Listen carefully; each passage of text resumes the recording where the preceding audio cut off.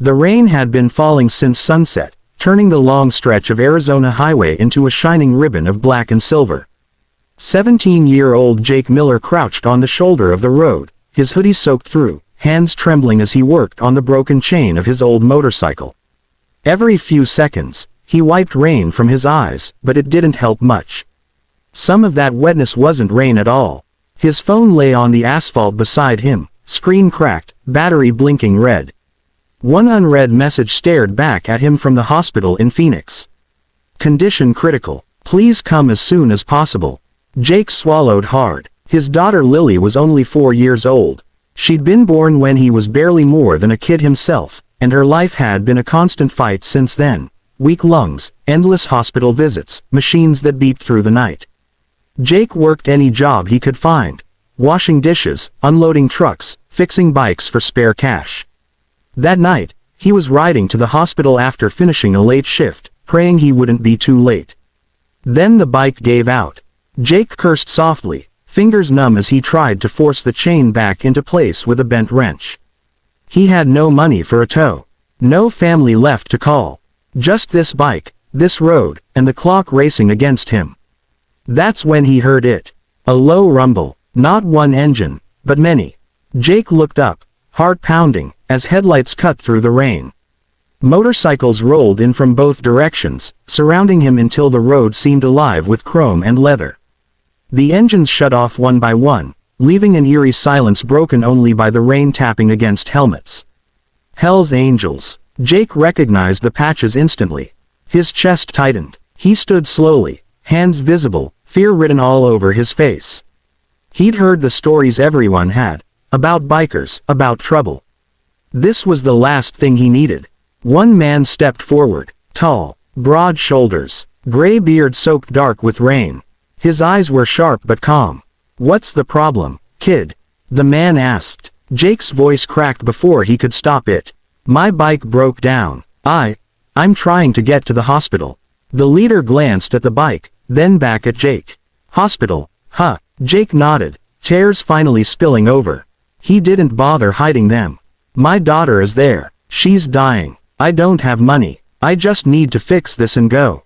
For a moment, no one spoke. The rain kept falling. One of the bikers shifted his weight. Another crossed his arms. The leader's eyes moved to Jake's hands. Red, scraped, shaking, still gripping the wrench like it was the only thing keeping him upright. "You've been working on this yourself?" the man asked. "Yes, sir," Jake said quietly. "I'll fix it, I swear. Just, please don't take my bike." Something changed then. The leader slowly removed his gloves and handed them to another biker. "Relax," he said. "No one's taking anything." He crouched beside the bike, inspecting the chain. Then he looked up at Jake. "Finish the repair," the man said firmly. "You're not doing this alone." Jake didn't understand yet, but the night was about to change his life. Jake watched in disbelief as the man who seemed to lead the group knelt beside his broken motorcycle. Rain soaked through leather jackets, but no one complained. One biker pulled a flashlight from his saddlebag. Another handed over proper tools. Someone else blocked the road with his bike, its headlights forming a shield against passing traffic. "Take a breath, kid," the leader said calmly. "You rush this, you'll mess it up." Jake nodded, wiping his face with his sleeve. His hands still shook, but now it wasn't just fear, it was shock. These men, who moments ago terrified him, were helping him like family. He worked carefully, guided by quiet advice from the bikers around him. They didn't crowd him. They didn't rush him. They watched, steady and patient.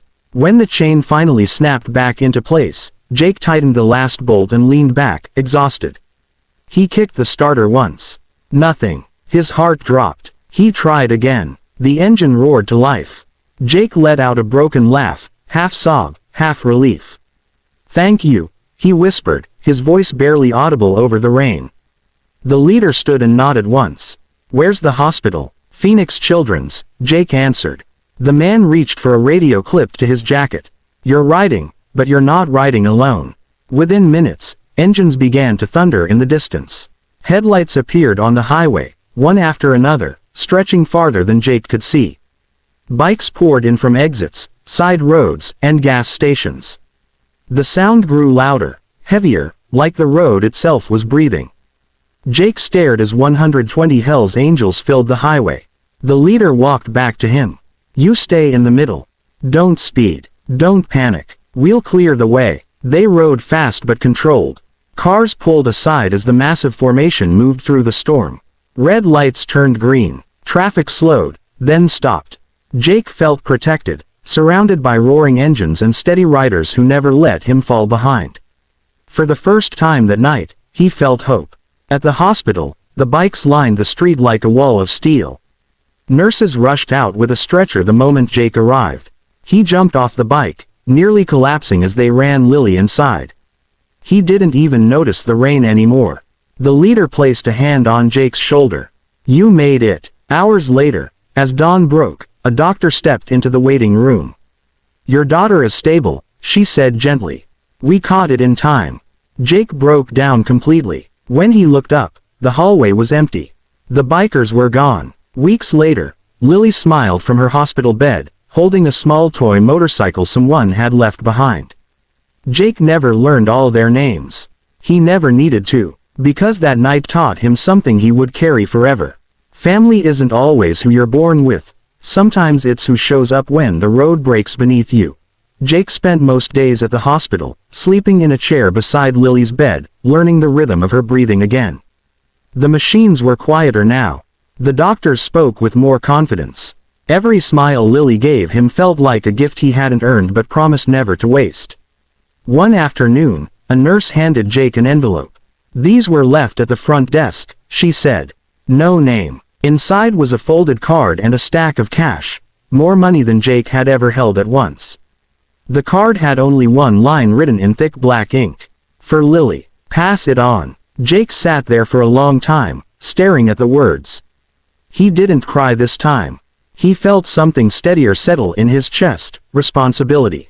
Months passed. Lily grew stronger. Jake finished school through night classes and took a job at a small motorcycle repair shop in Tucson. He worked hard, stayed late, learned fast. The owner noticed. "You treat every bike like it matters," he said once. Jake smiled. "Because it does." On weekends, Jake volunteered. Sometimes it was fixing bikes for people who couldn't afford repairs. Other times it was delivering groceries, helping stranded drivers, or just listening to people who needed to talk. He never told the full story. He didn't need to. He just showed up. One evening, while closing the shop, Jake heard a familiar sound. Deep, steady engines rolling in together. He stepped outside and froze. A small group of bikers pulled into the lot. Leather jackets. Familiar patches. Hell's Angels. The same leader removed his helmet and smiled slightly. "Looks like you kept riding," he said. Jake swallowed. "I did. Because of you." The man shook his head. "Because of you. You didn't quit that night. You fixed your bike. You fought for your kid." He glanced at the shop sign. "We need a tune-up before a charity ride. Thought we'd support a man who understands family." They talked while Jake worked. About roads traveled, mistakes made, kids grown up too fast. Before leaving, the leader looked at Lily's drawing taped to the wall behind the counter. "She's strong," he said. "So are you," Jake replied. The man mounted his bike, then paused. "Remember something, kid. Tough doesn't mean heartless, and kindness doesn't mean weak." Years later, Jake would open his own garage. On the wall hung a simple sign. "If you're broken, we fix you. If you're hurting, we help." And every time rain hit the highway at night, Jake remembered that moment on the roadside, when strangers became family, and a dying hope was escorted home by roaring engines and quiet honor. The small garage he once dreamed about was now real. Miller and Daughter Cycles, painted in white letters on a brick building near the edge of town. Lily, now 9, sat on a stool in the corner most afternoons, coloring bikes and handing her father rags like she was part of the crew. Her laugh filled the space where fear once lived. Jake never forgot the road that saved them. Every year, on the same stormy week in late fall, Jake closed the shop early and rode out to that stretch of highway in Arizona. He never told Lily why. He just said it was a place where life changed. This year, the rain came again. Jake parked his bike on the shoulder and stood quietly, listening to the wind, the distant sound of tires, the memory of engines that once surrounded him. He thought about the choices he could have made: anger, bitterness, giving up. Instead, he chose to build something steady. Headlights appeared. Jake turned, heart thumping, not with fear, but recognition. A line of motorcycles rolled in, fewer than before, but unmistakable. Leather jackets, familiar patches. The leader stepped off his bike, older now, slower, but his eyes were the same. "Figured you'd be here," the man said. Jake smiled. "I come every year." They stood together as rain misted the road.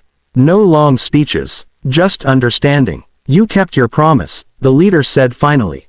Jake nodded. "I passed it on." The man reached into his vest and handed Jake a small metal badge, not a patch, not a symbol of membership. Just a simple engraving. "Honor the road. Protect the weak. This doesn't make you one of us," the leader said. "You already were something else." They talked about Lily, about the garage, about kids growing up faster than they should. When it was time to leave, engines roared, but softer now, respectful. As the bikes disappeared into the rain, Jake felt something close, not an ending, but peace. That night, Lily asked him why he looked thoughtful. Did something bad happen there once? She asked. Jake knelt to her level. Something hard happened, and something good followed. She nodded seriously. "Like when I got sick, and then got better." "Yes," Jake said, smiling. "Exactly like that." He hung the badge on the garage wall the next morning, not as decoration, but as a reminder. Because stories aren't about who looks strong. They're about who shows up, who helps, who rides into the storm when it would be easier to keep going. And every time someone broke down outside Miller and Daughter Cycles, Jake never asked many questions. He just grabbed his tools, and showed up.